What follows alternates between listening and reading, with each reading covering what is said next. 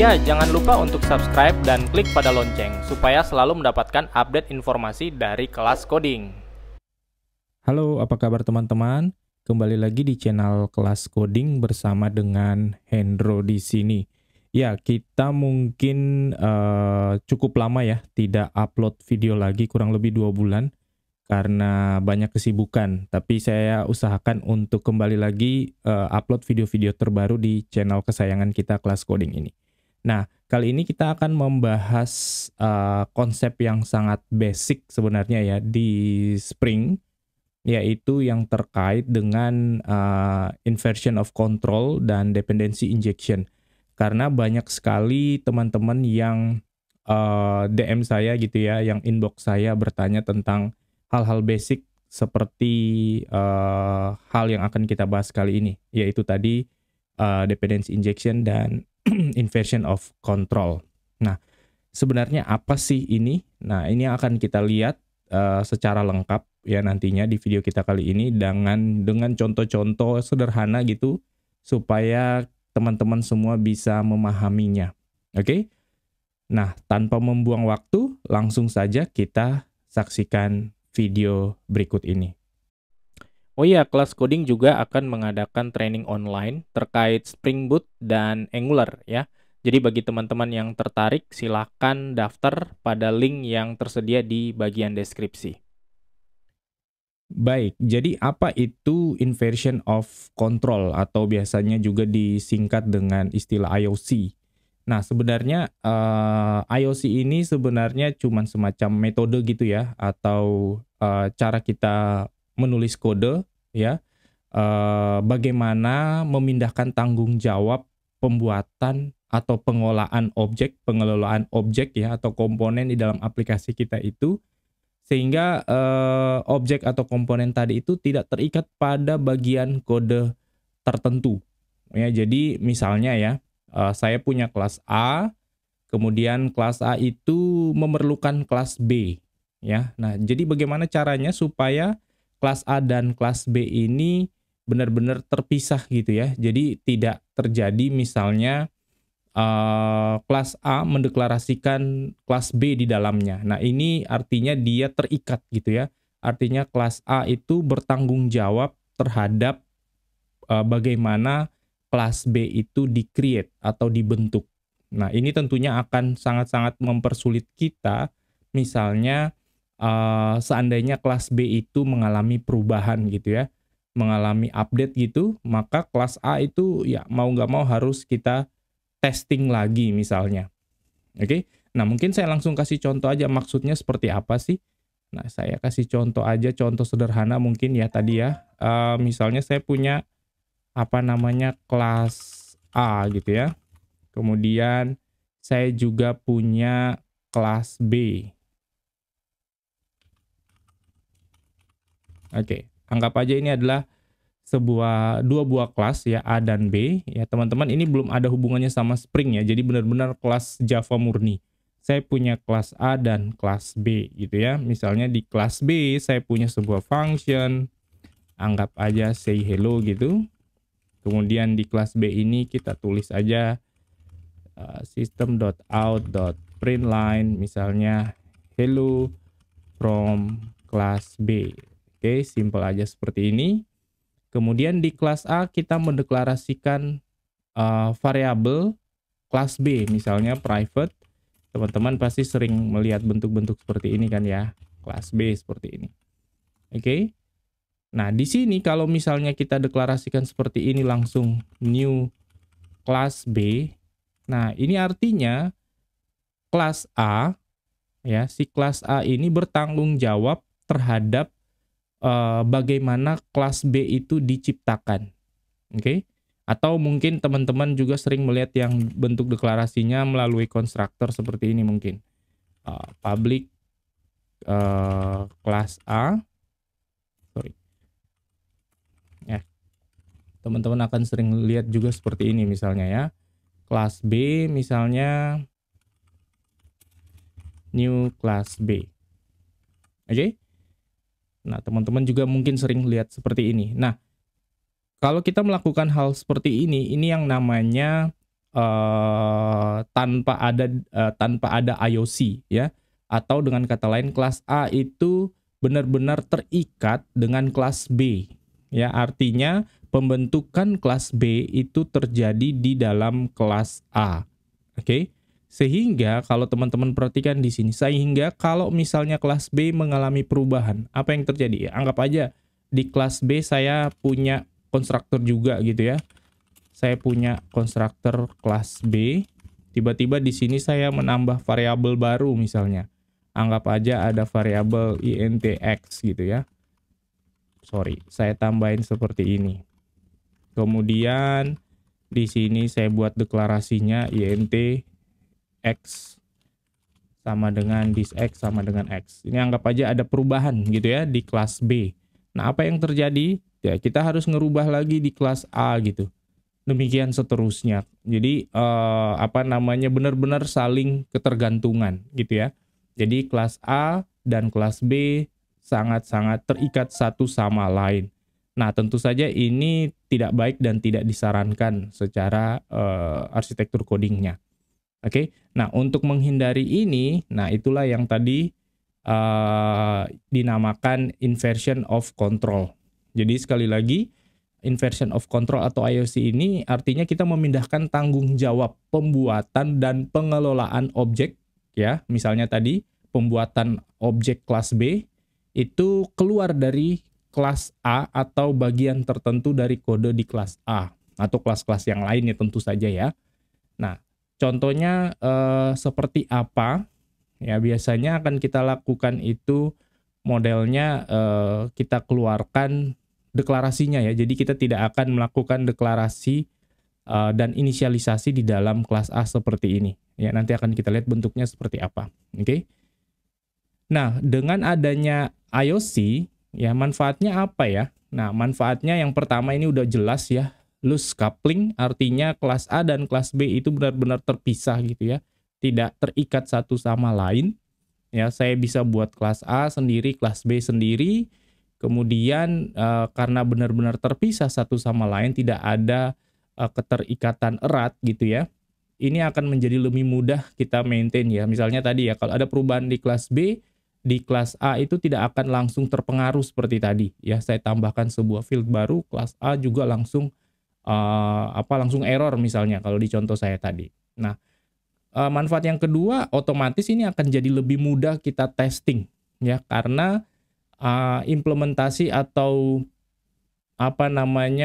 pembuatan objek kelas B itu terjadi di luar kelas A ya, maka itu akan jadi lebih mudah bagi kelas A untuk kita testing. Saya bisa buat mock gitu ya, buat mock dari kelas B, kemudian saya inject ya, saya bawa ke dalam kelas A untuk dipakai gitu.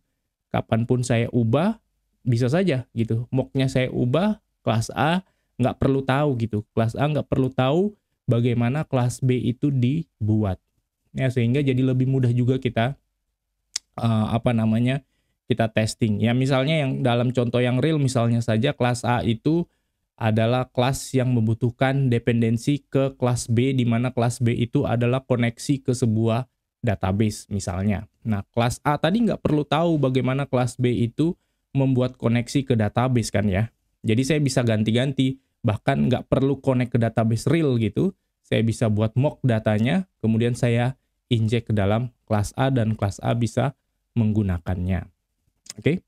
Nah, itu beberapa manfaat dari inversion of control. Nah, terus bagaimana kita bisa menerapkan inversion of control? Nah, ini yang teman-teman mungkin sering dengar istilah dependency injection ya.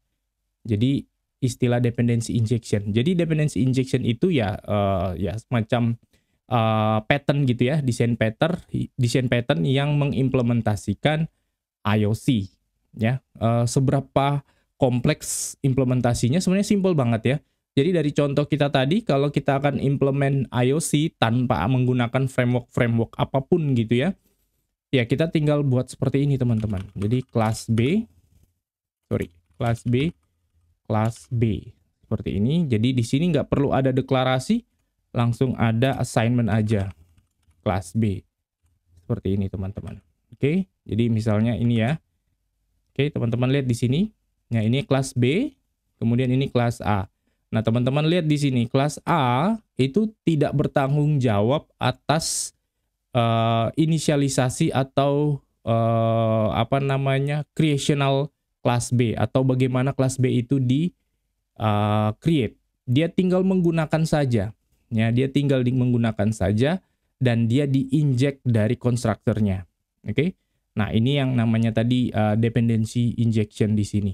Oke, dependency injection itu merupakan implementasi dari inversion of control gitu ya. Nah, terus di mana proses pembuatannya? Ya, proses pembuatannya boleh terjadi di bagian lain dari aplikasi kita. Ya, misalnya saja itu terjadi di, ya anggap aja di sini gitu ya, di main method misalnya. Ya, anggap aja terjadi di sini. Atau mungkin apa namanya, kita pakai desain pattern yang lain, misalnya desain pattern builder gitu ya. Jadi kita buatkan kelas buildernya untuk membuat kelas B-nya tadi, kemudian kita injek ke dalam kelas A. Boleh-boleh saja. Nah, tapi tentu saja ya, walaupun ini sudah berbentuk dependency injection seperti ini, tentu saja akan sangat kompleks juga ya. Bayangkan kalau misalnya kelas B, misalnya saja kelas A itu bukan hanya depend ke kelas B, tapi depend juga ke kelas C, kelas D, dan seterusnya. Kemudian kelas B ternyata depend lagi ke kelas X, ya, kelas X depend lagi ke kelas Z, dan seterusnya. Berarti kita harus membuat dependency injection yang manual seperti ini itu ya jadi sangat ribet juga jadinya, gitu ya. Nah, sehingga tentu saja kita perlu framework gitu yang memudahkan kita untuk menghandle dependency injection ini tadi, ya, atau implementasi dari inversion of control ini tadi. Nah, disinilah manfaat dari IOC-nya si Spring, ya. Jadi dependency injection-nya itu kita gunakan IOC-nya si Spring Container tentu saja. Sehingga implementasinya kurang lebih nanti kalau bisa saya gambarkan, teman-teman saya tampilkan dulu. Sebentar, saya tampilkan dulu tablet saya. Supaya kita bisa lihat kira-kira implementasinya seperti apa. Nah, analoginya seperti ini. Misalnya tadi kelas A, anggap aja ada kelas A di sini, ya. Kemudian ini ada IOC-nya si Spring ya, container ya, IOC Spring container. Jadi si Spring Framework ya, kelas A ini akan hidup di dalam IOC Spring container tadi. Dan juga mungkin ada kelas-kelas lain di sini ya. Misalnya tadi ada kelas B, mungkin nanti saya punya kelas C dan seterusnya. Ya, itu juga semua akan hidup di sini. Jadi si IOC Spring Container ini yang bertanggung jawab untuk meng-create ya, memanage ya lifetime dari kelas A, kelas B, kelas C, dan kelas-kelas lainnya di dalam kontainernya dia. Sehingga kita akan memiliki ready to use object ya. Nah, nanti objek A atau B atau C dan lain-lain itu ready to use di sini. Oke, ready to use. Jadi kita nggak perlu lagi deklarasi new class A, new class B, new class C, dan seterusnya. Jadi di dalam IOC Spring Container tadi, ya, kita bisa menyerahkan gitu ya. Kita bisa menyerahkan tanggung jawab untuk memanage objek-objek kelas A, B, C, dan seterusnya tadi kepada IOC Spring Container. Nah, ini yang akan mempermudah kita. Oke, nah kemudian langkah berikutnya adalah ya IOC container tadi, Spring Container tadi atau dependency injection tadi di Spring itu bagaimana cara menggunakannya, gitu kan ya. Nah, saya yakin teman-teman yang sudah mengikuti video-video saya sebelumnya di channel kita ini tentunya udah sering melihat bagaimana saya menggunakan apa namanya istilah auto wired gitu ya untuk membawa atau menginjek objek kelas lain ke dalam misalnya ke dalam controller gitu ya, ke dalam service dan seterusnya.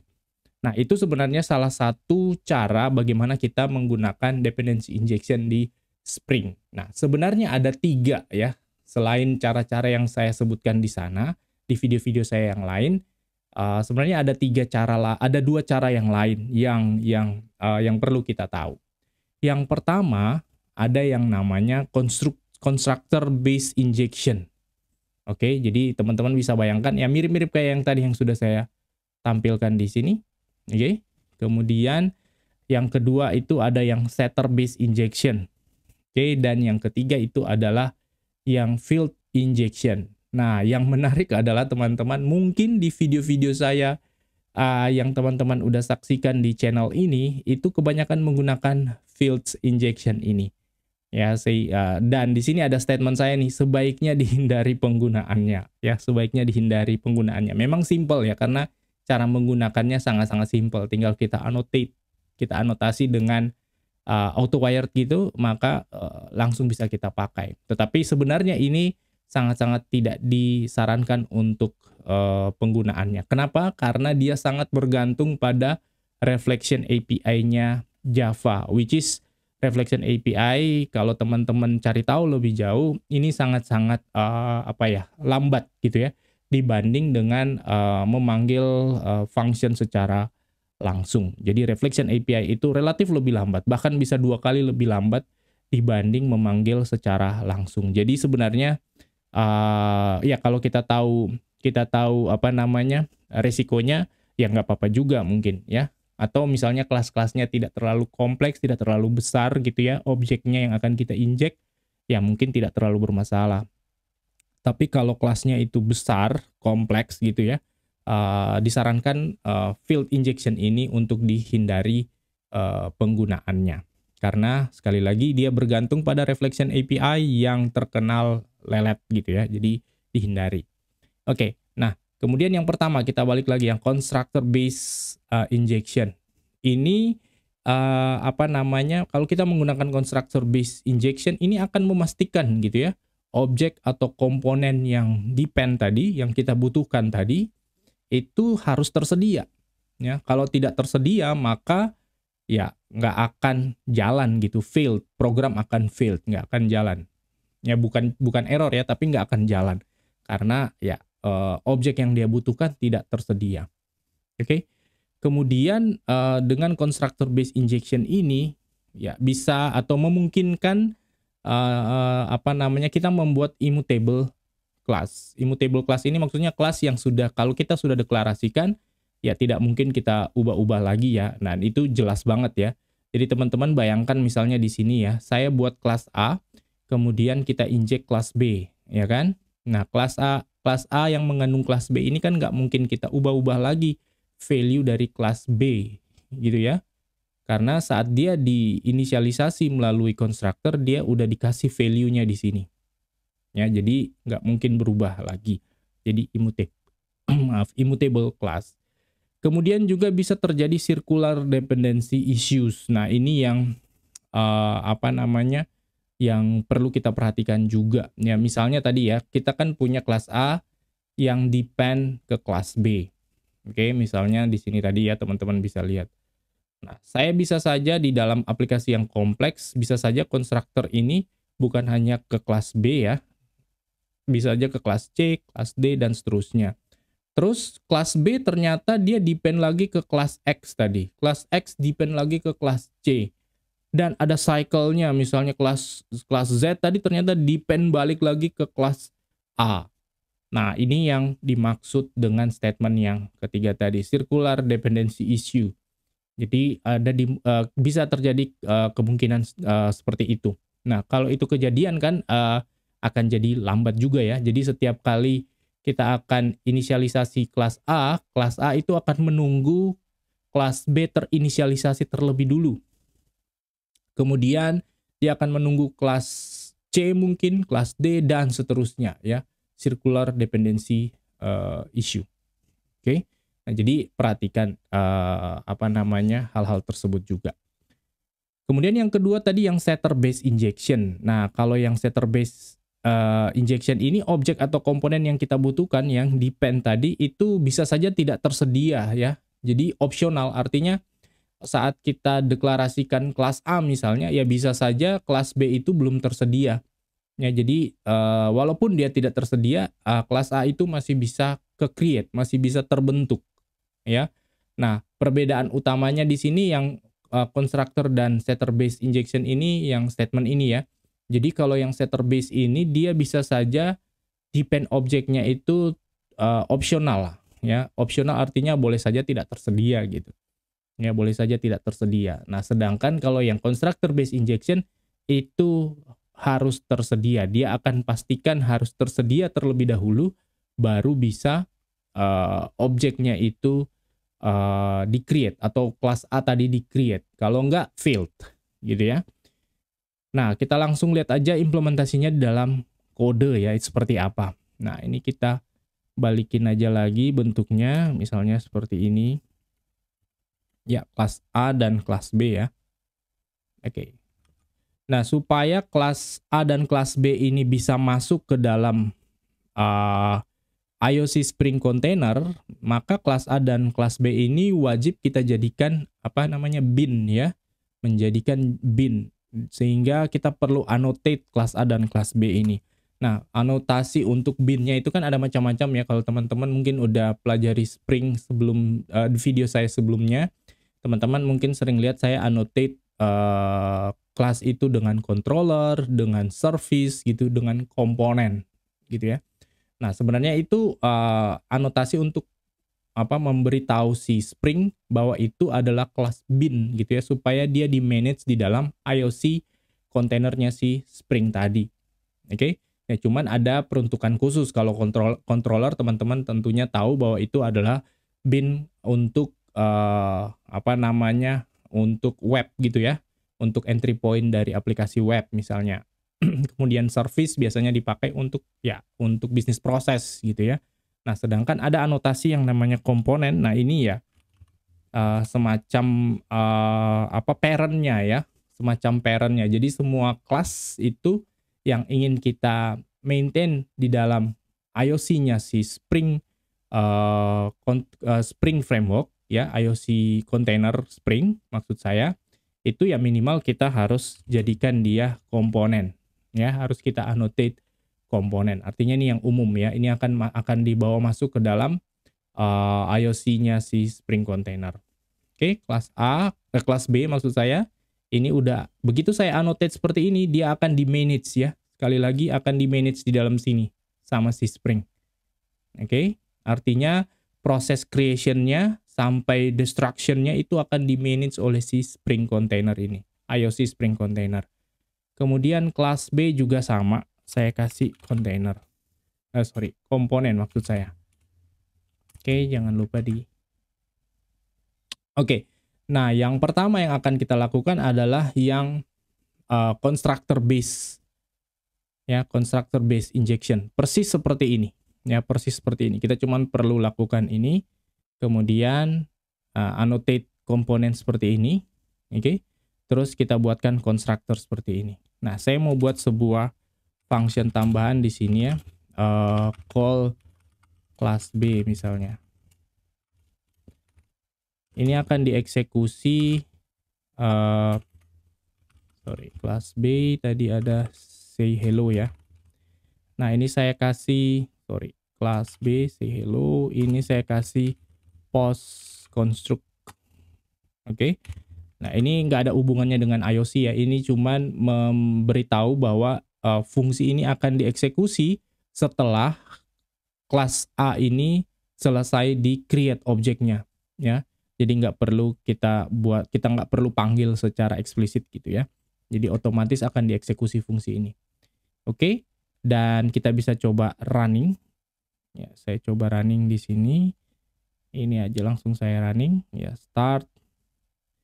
Kemudian kita lihat di debug console. Nah, teman-teman bisa lihat di bagian bawah ya, di sini akan ada outputnya hello from class B ya. Jadi begitu berhasil dia di create kelas A maksud saya, maka post construct method ini akan dieksekusi. Di sini dia panggil kelas B say hello. Perhatikan. Oke, kelas B say hello, kebetulan isinya say hello itu hello from class B gitu ya. Artinya dependency injection-nya itu berhasil menggunakan constructor based injection ya, yang pertama ini. Tapi di sini ada statement ini misalnya ya, misalnya dia harus tersedia, kalau enggak failed. Kalau enggak failed artinya di dalam IOC-nya tadi itu harus tersedia ya, harus tersedia di dalam sini. Kelas B itu harus tersedia di dalam sini supaya kelas A itu bisa pakai dan bisa jalan aplikasinya. Kalau kelas B tidak tersedia maka akan failed ya. Nah, bagaimana caranya kita simulasi supaya dia tidak tersedia? Kita coba aja komponen anotasi ini kita hapus. Ya, begitu kita hapus artinya si Spring nggak akan menganggap ini sebagai bin gitu ya. Tidak akan menganggap ini sebagai bin dan dia tidak akan di-manage di dalam IOC kontainernya. Ya, kita coba running.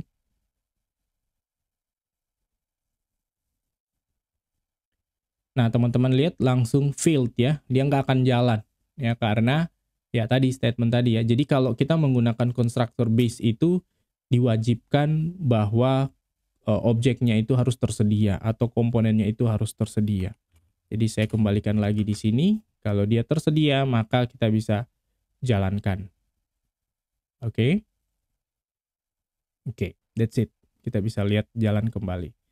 Nah, baik. Kemudian yang kedua adalah yang setter base injection.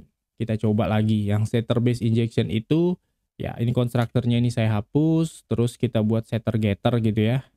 Pakai. Di sini ini ada implement getter dan setter. Ya, seperti biasalah setter getter gitu. Oke, kemudian ini setternya saya kasih anotasi of auto wired. Di sini jangan lupa diimport. Oke. Auto wired di sini, kemudian kalau ini sudah, sekarang saya coba jalankan lagi.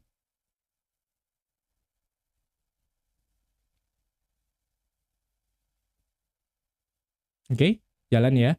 Nah, kemudian ini kan tadi opsional, artinya kalau dia nggak ada bagaimana? Bisa dong, ya, bisa jalan ya.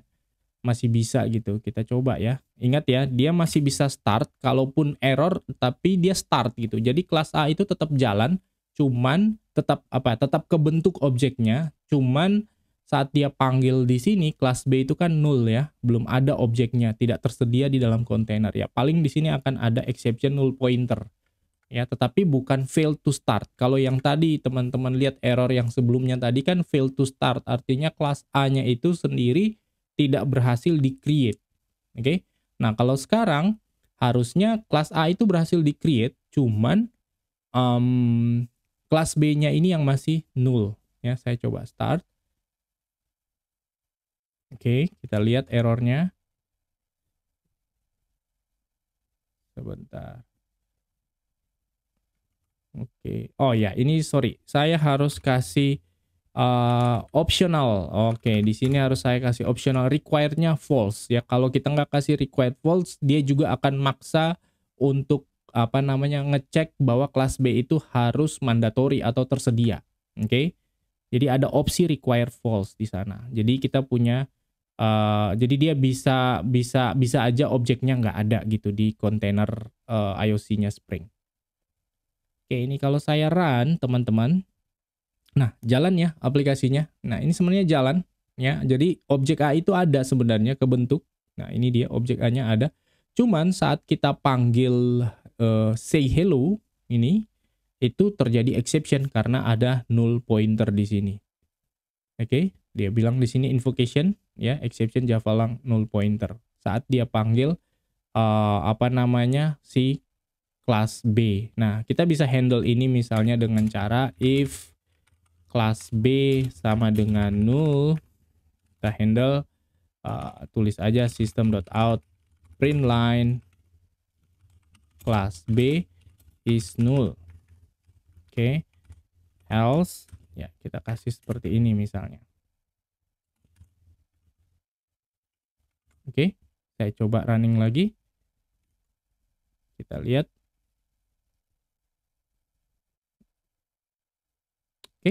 Teman-teman lihat, kelas B is null. Jadi jalan ya. Jadi artinya walaupun kelas B-nya itu tidak tersedia di dalam IOC kontainernya, ya, tidak tersedia di dalam IOC kontainernya, ya kelas A itu masih bisa ke-create objeknya, masih bisa kebentuk objeknya gitu, masih bisa jalan. Ya tinggal kita handle aja null pointer exception-nya, ya seperti ini. Oke, nah itu perbedaan antara constructor dan setter base injection gitu ya. Nah ini kalau saya kembalikan lagi sebagai komponen, tentu saja dia akan jalan normal ya. Kalau ini saya running lagi, dia akan jalan normal. Dan kita bisa lihat hello from class B di sini. Oke, nah ini yang dimaksud dengan setter base injection. Oke, setter base injection. Jadi perbedaan utamanya tadi ya, kalau yang setter base injection itu masih ada kemungkinan opsional gitu ya. Jadi dependent class-nya itu bisa opsional. Oke, sedangkan kalau yang constructor base itu wajib ada ya, wajib tersedia objeknya di kontainernya. Kalau enggak, kelas A-nya itu akan failed di create atau gagal dibentuk. Oke. Nah, bagaimana kalau yang terakhir ya? Yang terakhir yang fields injection. Ya, fields injection ini yang paling sering saya pakai teman-teman ya. Di contoh-contoh video saya sebelumnya ya. Kalau teman-teman mengikuti video-video saya sebelumnya itu saya sering seperti ini kan. Auto wires. Oke, seperti ini. Dan ya harusnya hasilnya sama saja ya. Ini kan ada ya, ada di dalam komponen. Ini kalau saya run juga harusnya ya sama aja. Kita bisa lihat hasilnya di sini. Oke, hello from class B. Kalau seandainya ini saya matikan ya. Saya matikan di sini, saya harus kasih required false. Ya. Aplikasinya tetap jalan, mirip kayak setter tadi ya. Aplikasinya masih tetap jalan, jadi bisa optional. Oke. Oke, cuman bedanya tadi adalah statement yang ini ya. Sangat bergantung pada reflection API, which is lelet gitu ya, jadi lambat, sehingga sebaiknya dihindari penggunaannya. Jadi sekarang teman-teman jadi tahu nih opsi-opsi dependency injection di Spring. Yang pertama tadi constructor base. Sekali lagi ini memastikan, ini syarat utamanya ini ya, dipastikan bahwa dependent objeknya itu harus tersedia di dalam kontainernya. Kalau enggak, dia enggak akan bisa start. Oke. Kemudian kalau yang setter base injection, ini bisa opsional tadi ya. Sama dengan yang field injection sebenarnya, bisa opsional. Cuman bedanya kalau yang field injection itu depend ke reflection API, which is sangat berat, lambat gitu ya. Sehingga sebaiknya dihindari penggunaannya. Jadi mungkin opsi yang paling masuk akal kalau kita ingin membuat aplikasi yang performance-nya lebih baik di Spring maksud saya, kita bisa pakai opsi yang kedua ya. Kita bisa pakai opsi yang kedua. Nah, tentu saja dengan memahami karakteristiknya tadi ya, dia opsional. Kalau misalnya dia itu nggak boleh opsional, harus ada, ya mau nggak mau kita harus pakai yang constructor based injection. Oke? Nah, kira-kira seperti itu teman-teman. Konsep terkait inversion of control dan dependency injection, dan secara spesifik implementasinya di dalam Spring Framework. Semoga video ini bisa memberikan pencerahan ya terkait pertanyaan-pertanyaan basic ya terkait inversion of control dan dependency injection itu sendiri, dan bisa menjawab pertanyaan-pertanyaan teman-teman secara umum yang mungkin juga sudah DM saya atau inbox saya terkait hal ini. Mungkin dengan video ini bisa tercerahkan. Oke? Kira-kira seperti itu teman-teman untuk video kita kali ini. Semoga ini bermanfaat, dan jangan lupa di subscribe bagi teman-teman yang belum subscribe, dan silakan di komen kalau ada pertanyaan, atau juga silakan di share sebagai bantuan mungkin ya ke teman-teman lain yang misalnya membutuhkan informasi atau tutorial seperti ini. Oke, sampai ketemu lagi di video-video kita yang akan datang. Thank you.